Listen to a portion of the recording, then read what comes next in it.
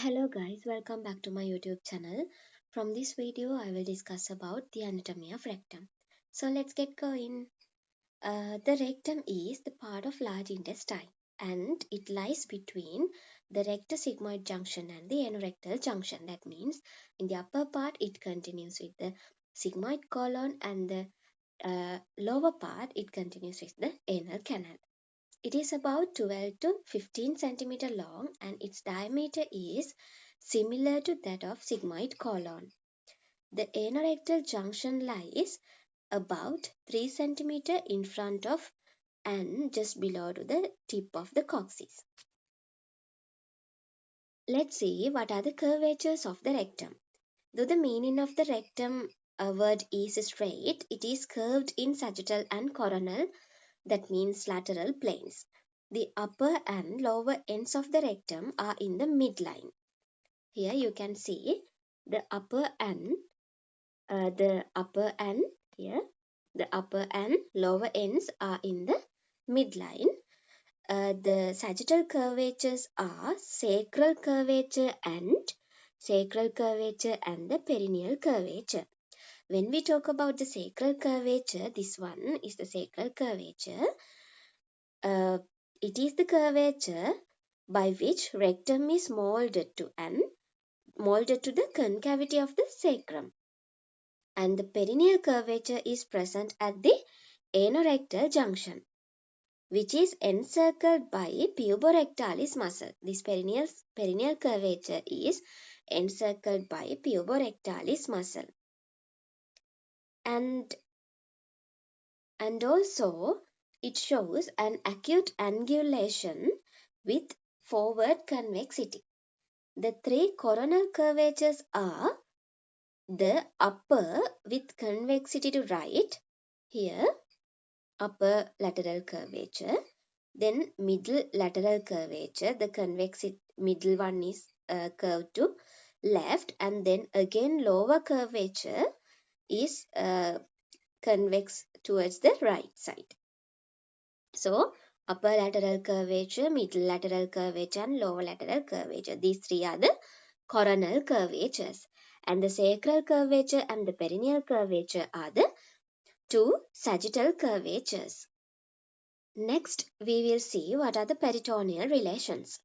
The upper third of the rectum is covered with peritoneum on the front as well as from the sides.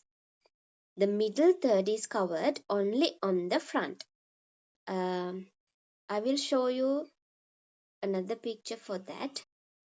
Hope you clear with this diagram. Here is the upper one third, then middle one third and the lower one third.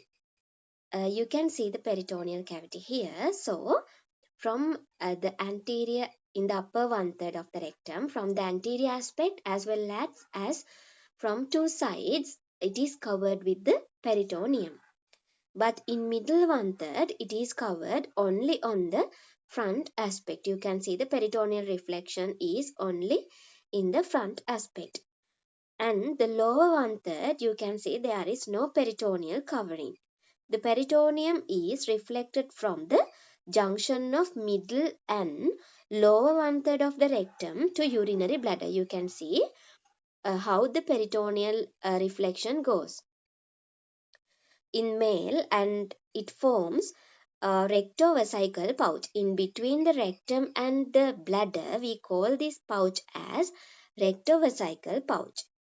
In females, peritoneum is reflected from the same level and to the posterior fornix of the vagina to form a deeper rectouterine pouch. In females, here the uterus is there, so we call this pouch as rectouterine pouch. The coils of small intestine and sigmoid colon are the usual contents of the peritoneal pouches in both sexes in this peritoneal pouch. When we talk about the anterior relations below the level of peritoneal reflection, let me show you another picture. I think this one is clear for that. In males, the rectovesical fascia. In males, here this picture is related to male. Here is the bladder, and you can see the prostate gland. So, in males, the rectovesical fascia, that means in between the rectum and the bladder, you have the rectovesical fascia. You can see the dotted line shows this rectovesical fascia, which is also known as the Denon-Villiers fascia, or the fascia of Denon-Villiers. It separates the rectum from the following structures. That means it separates the rectum from the base of the urinary bladder, seminal vesicles, vas deferens, prostate, and terminal parts of ureters.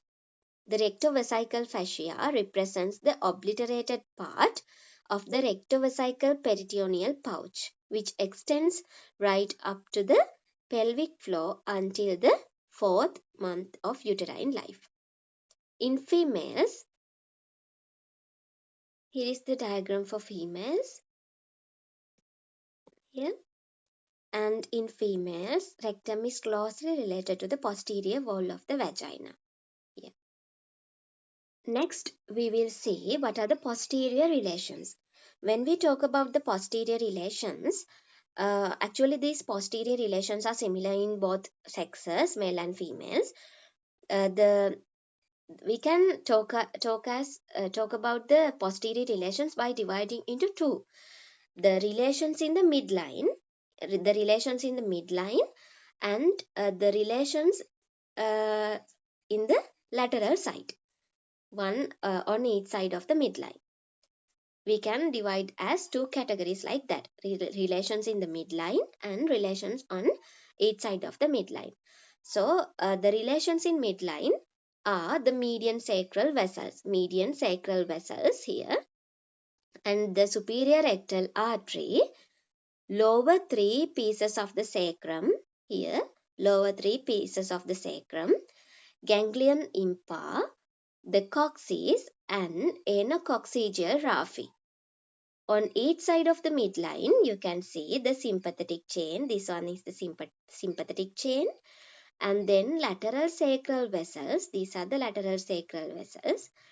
And then this is the piriformis muscle. Then anterior primary rami of S3, S4 and S5. Then the coccygeus.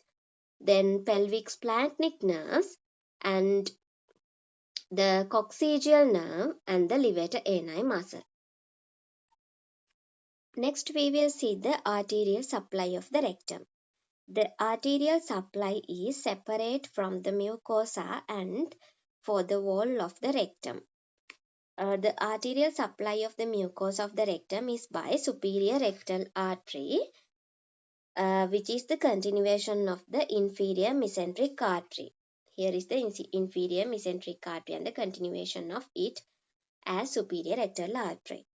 Superior rectal artery crosses behind the rectum and divides into right and left branches at the level of third piece of the rectum. You can see it divides into two at the level of third piece of the rectum. At the level of third piece of the sacrum.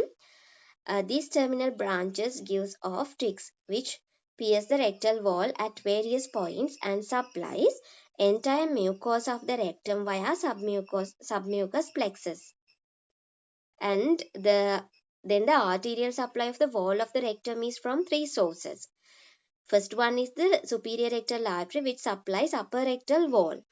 Then next one is the middle rectal artery, which is the branch of anterior division of internal iliac artery, which supplies the lower rectal wall. Then the third one is the median sacral artery, which is a branch of abdominal aorta, which supplies back of the anorectal junction. Those are the arterial supply. When we talk about the venous drainage of the rectum, the veins of the rectal mucosa form internal iliac or the internal rectal venous plexus, which drains via superior rectal veins into the portal vein. Here is the superior rectal vein, then inferior mesenteric vein, then it drains into the portal vein.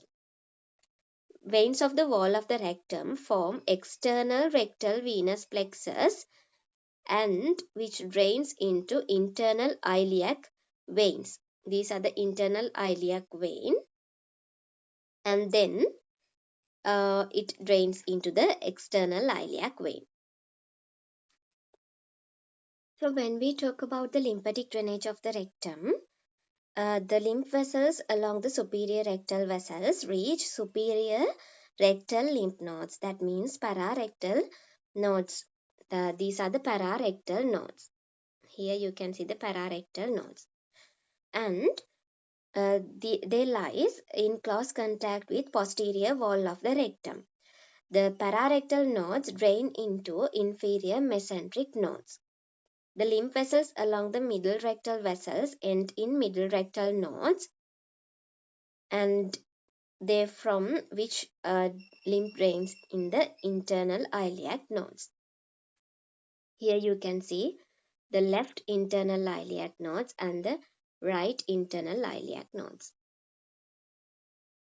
This is the nerve supply which are from pelvic splanchnic nerves and also inferior rectal nerve. Hope you are clearly understood about the anatomy of rectum. Thank you for watching.